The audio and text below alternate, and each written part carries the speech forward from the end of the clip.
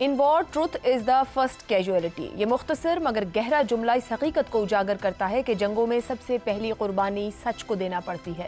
Media کو جمہوریت کا چوتھا ستون کہا جاتا ہے، جس کی بنیادی ذمہ داری ہے کہ وہ حقائق کی غیر جانبدارانہ رپورٹنگ کرے، عوام میں آگاہی پیدا کرے اور رائے سازی میں مثبت کردار ادا کرے۔ تاہم حالیہ پاکستان بھارت کشیدگی میں بھارتی میڈیا کے کردار پر سنجیدہ سوالات اٹھا دیے ہیں۔ پہلگام واقعے کے بعد بھارت نے بغیر کسی ثبوت کے پاکستان پر الزام عائد کیا اور آپریشن سندور کے تحت پاکستان کے اندر فضائی حملے کیے، جس کے نتیجے میں کشیدگی مزید بڑھتی گئی۔ اس دوران بھارتی میڈیا نے نہ صرف جنگی فضا پیدا کی بلکہ صحافتی اصولوں کو بھی شدید نقصان پہنچایا۔ بھارتی ٹی وی چینلز نے حب الوطنی کے نام پر سنسنی پھیلانے، جذباتی نعروں اور بغیر تحقیق کے الزامات لگانے کی روش اختیار کی۔ اینکرز، رپورٹرز، تجزیہ کاروں اور ریٹائرڈ ملٹری افسران نے اچھل کر نہ صرف ان حملوں کی تائید کی بلکہ مزید بڑھا چڑھا کر گرافکس کے ذریعے ان حملوں کو فلمی مناظر کی طرح اسٹوڈیوز میں پیش کیا۔ بھارتی میڈیا کے اس غیر ذمہ دارانہ اور نان پروفیشنل رویے پر اب بھارتی عوام اور متعدد سینئر صحافی بھی تنقید کر رہے ہیں۔ بھارتی صحافی کے مطابق بھارتی میڈیا نے پاکستان کے شہروں پر قبضہ کرنے، عسکری قیادت کے استعفے اور گرفتاری کی خبریں، کراچی کو نقشے سے ختم کرنے کے دعوے اور لاہور کی بندرگاہ تباہ کرنے کے جھوٹے اعلانات کیے۔ میڈیا نے حقیقت اور افواہ کے درمیان فرق ختم کرتے ہوئے عوامی جذبات کو بھڑکایا اور اشتعال انگیزی کو ہوا دی، ایک ایسے وقت میں جب دونوں ممالک کے درمیان تنازع کو سفارتی سطح پر حل کرنے کی ضرورت تھی۔ بھارتی میڈیا نے اس صورتحال کو مزید بگاڑنے میں اپنا کردار ادا کیا۔ ایسے میں اہم سوال یہ ہے کہ کیا بھارتی حکومت اور اداروں نے خود عوام کے سامنے آ کر حقائق بتانے کے بجائے جان بوجھ کر میڈیا کو اتنی کھلی چھوٹ دی؟ یہ سوالات اہم ہیں کہ میڈیا کو حقیقت کے بجائے جھوٹ کے بیانیے کی اجازت کیوں دی گئی اور اس کے پیچھے کیا مقاصد تھے؟ کیا حکومت کا مقصد میڈیا کے ذریعے جنگی فضا پیدا کرنا تھا یا پھر عوام کو گمراہ کرنے کے لیے جان بوجھ کر اس کھیل کا حصہ بنایا گیا؟ اسی پر گفتگو کریں گے۔ سوال اس طرح سے: حب الوطنی کے نام پر جھوٹ، سنسنی، جذباتیت، الزامات، اینکرز، رپورٹرز، ریٹائرڈ ملٹری افسران پیش بھارتی میڈیا کا کردار صحافتی بددیانتی یا ریاستی بیانیہ۔ حسن نثار صاحب، کہیں نہ کہیں تو ذمہ داری کا احساس ہو ہی جاتا ہے جب حالات اتنے خراب ہوں، کشیدگی اتنی بڑھ رہی ہو، ایسکیلیشن کی طرف معاملات ہوں، مگر بھارتی میڈیا کے اسٹوڈیوز میں رپورٹرز، اینکرز جو گراؤنڈ سے رپورٹ کر رہے ہیں، جو اندر موجود تھے، جس طریقے کی گفتگو ہو رہی تھی، ایسا لگ رہا تھا حقائق سے کوئی تعلق ہی نہیں، نہ جغرافی جانتے ہیں، نہ تاریخ جانتے ہیں، نہ حالات کا پتہ ہے، اندر ہی بیٹھے کوئی اسکرپٹ گھڑ رہے ہیں اور اسی کے اوپر دھڑا دھڑ پروڈکشن کیے جا رہے ہیں۔ تھا کیا یہ؟ آپ درست بات کر رہی ہیں۔ یہ ہوتا ہے تربیت اور طبیعت، زندگی میں دو ہی لفظ ہیں۔ تربیت جو آپ کی ہے وہ گھروں میں ہوتی ہے، تعلیم سکولز کالجز میں ملتی ہے، اور طبیعت اللہ آپ کو دیتا ہے۔ ان دس پرٹیکولر کیس صحافتی بددیانتی اور ریاستی بیانیہ میرے نزدیک تو ایک ہی کھوٹے سکے کے دو رخ ہیں ان دس پرٹیکولر کیس، لیکن ایٹ دا سیم ٹائم کم صحیح بالکل، لیکن کچھ آوازیں قابل ستائش بھی ہیں جن میں ان کے کچھ ریٹائرڈ ملٹری آفیشلز بھی شامل ہیں۔ تو ہمیں جوکرز پہ فوکس کرنے کی بجائے میرا خیال ہے کہ ایسے لوگوں کو نظر انداز نہیں کرنا چاہیے بلکہ ان کی ستائش کرنی چاہیے۔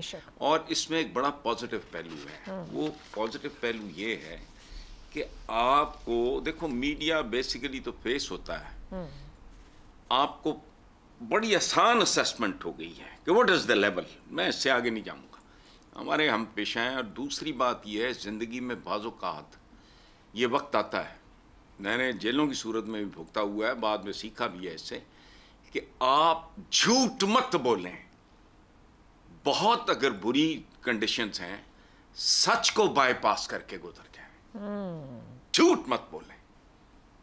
آپ کو جھوٹ بولنے پہ گن پوائنٹ پہ بھی کوئی مجبور نہیں کر سکتا، مجبوری ہے، جبر ہے ماحول کا، سچ کو بڑا سافٹلی آپ بائی پاس کر دو، جھوٹ مت بولو۔ انہوں نے تو، میں ان کو کچھ بھی نہیں کہہ رہا، وہ تو جنونی ہسٹیرک نہیں ہوتا ہے جیسے نیم پاگل تھا آدمی، اس طرح کا میجورٹی، لیکن they were very very sane voices. ٹھیک، اور میں ان کو اپریشیٹ کرتا ہوں بہت زیادہ. بالکل درست کا. افتخار صاحب، حسن صاحب کہہ رہے ہیں ایک ہی سکے کے دو رخ تھے. آپ اس کو لوگ کہہ رہے ہیں کوئی تھیٹر لگا رکھا تھا اسٹوڈیوز کے اندر. بات یہ کہ جو مین سٹریم چینلز دیکھے جا رہے تھے، انڈیویجولز تو لوگ اب دکھتے بھی نہیں اس طرح کے، وہ سوشل میڈیا پہ جا چکے ہیں. بھارت میں اڈانی، اس کی بات کی جائے امبانی کے بعد میڈیا کے ٹیک اوور کی، آپ کو کیا لگتا ہے جنگ کے ماحول میں تو کوئی تھوڑی بہت ذمہ داری کا احساس ہوگا؟ لوگ مین سٹریم میڈیا کو دیکھ رہے ہوتے ہیں minute to minute follow up کے لیے.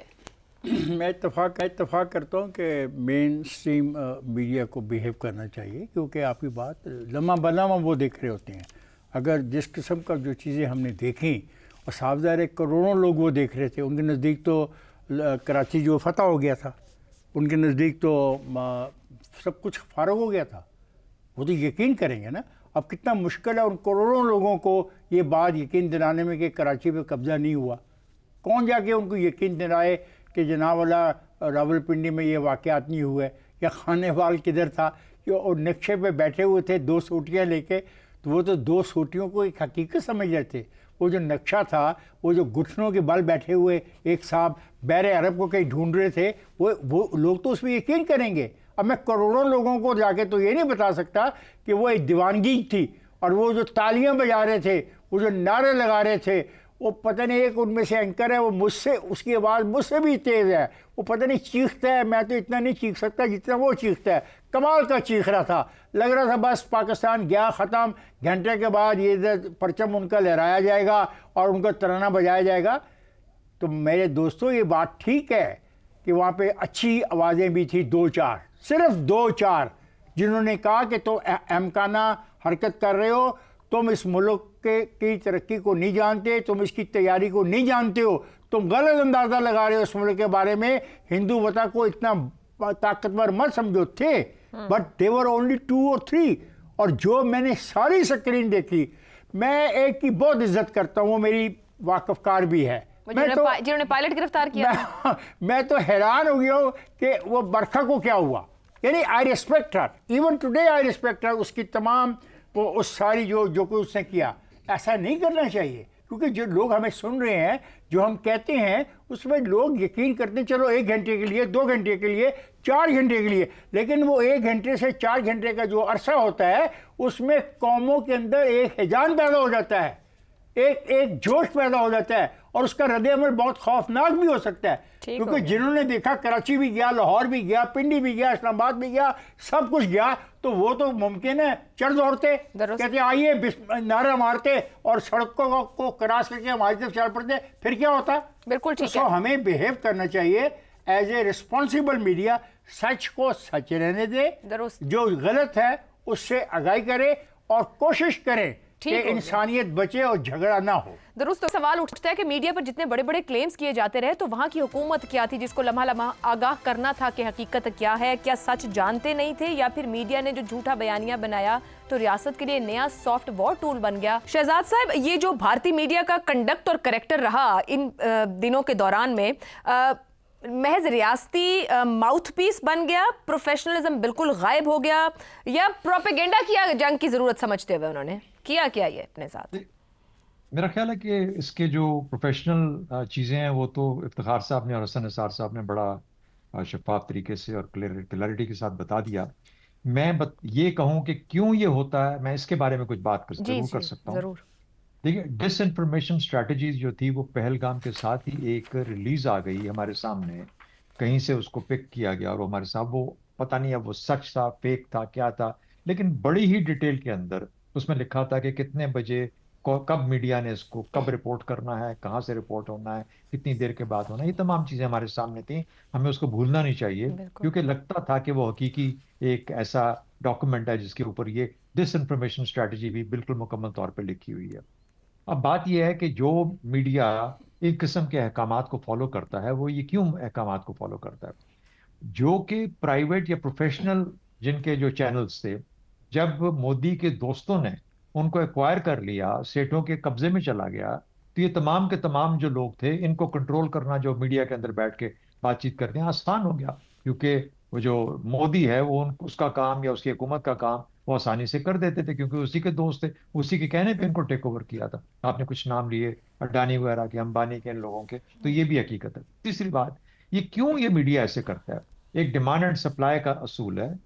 तो जो मुल्क जिसका 80% आबादी जो है हिंदुत्व के अंदर गुंदी हुई है, वो अंधा यकीन रखते हैं हिंदुत्व के अंदर।